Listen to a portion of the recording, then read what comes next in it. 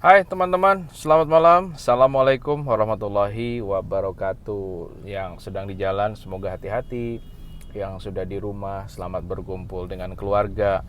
Ya, malam ini saya mau ngobrol sedikit tentang satu fenomena menarik ya. Karena kalau ngomongin teman-teman muda yang baru lulus kuliah ataupun mungkin yang baru aja masuk ke dunia profesional, sering bertanya kadang-kadang. Waktu itu pernah sih dapat pertanyaan seperti ini, Pak, kira-kira karir seperti apa ya yang memang kan semua orang sekarang concern tentang kesehatan mental ya, atau mental health.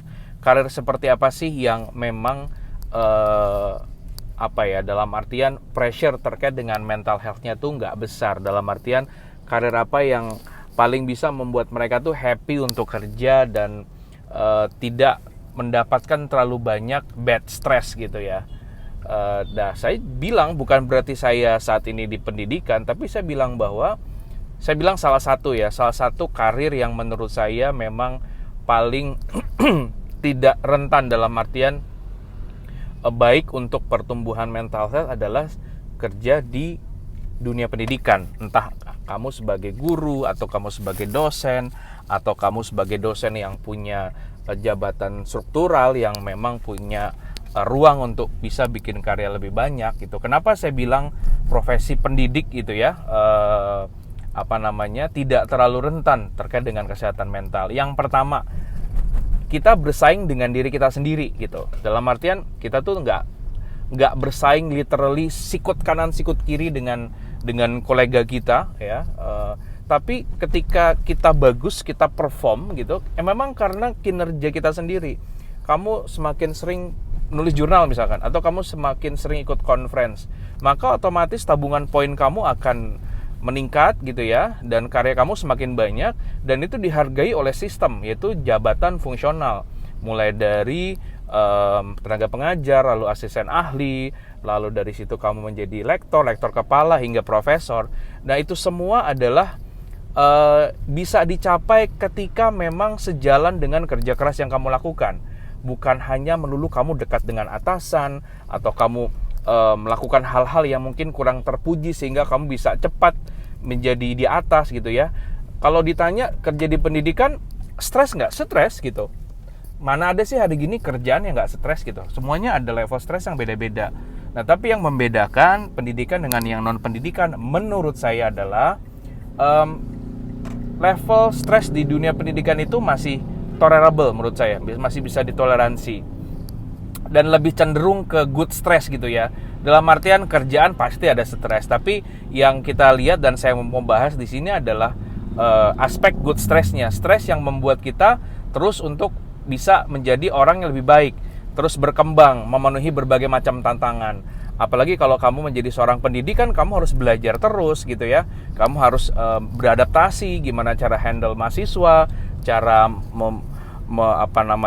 mempelajari hal-hal baru yang ada, hingga itu bisa kamu konversikan ke kelas dan kamu transfer ilmunya, dan gimana caranya kamu bisa terus menjadi pendidik yang efektif. Itu kan pasti prosesnya untuk menjadi ada di titik itu, kamu stres gitu. Tapi it's a good stress, stres yang membuat kamu bertumbuh, berkembang, bukan stres yang justru merendahkan kamu, membuat kamu tidak punya harga diri, stres yang bikin kamu nggak produktif, stres yang bikin kamu tuh merasa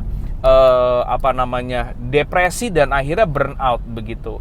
Nah, jadi itu sih sebenarnya teman-teman yang sedikit saya mau bahas.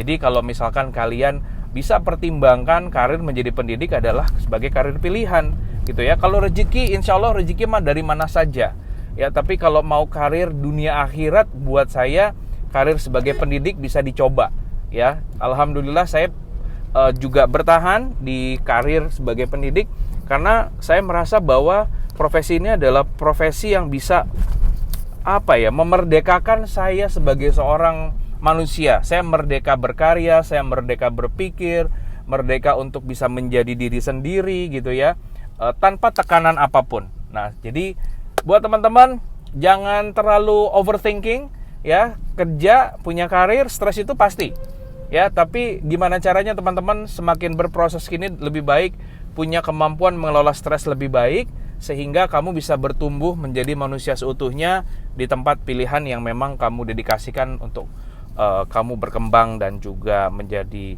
sosok yang penuh dengan kontribusi. Nah, ini satu terakhir, bahwa dalam di dunia pendidikan itu sebenarnya tidak ada kompetisi dalam artian berkompetisi ya, tidak berkompetisi, tapi yang pertama iklimnya dua, berkontribusi dan berkolaborasi. Nah, sehingga ini yang membuat sekarang dunia pendidikan itu menjadi lebih dinamis ya, apalagi sekarang masuk ke era baru dari pendidikan di mana semuanya bisa berkarya bareng-bareng, bergandengan tangan, dan tidak ada lagi saya tapi kita ya. It's not about innovation but winnovation ya. Kerendahan hati ada di sana, sikap terbuka untuk belajar ada di sana. So guys, terus berproses lebih baik, dan kita ketemu di obrol-obrol selanjutnya. Assalamualaikum warahmatullahi wabarakatuh. Bye.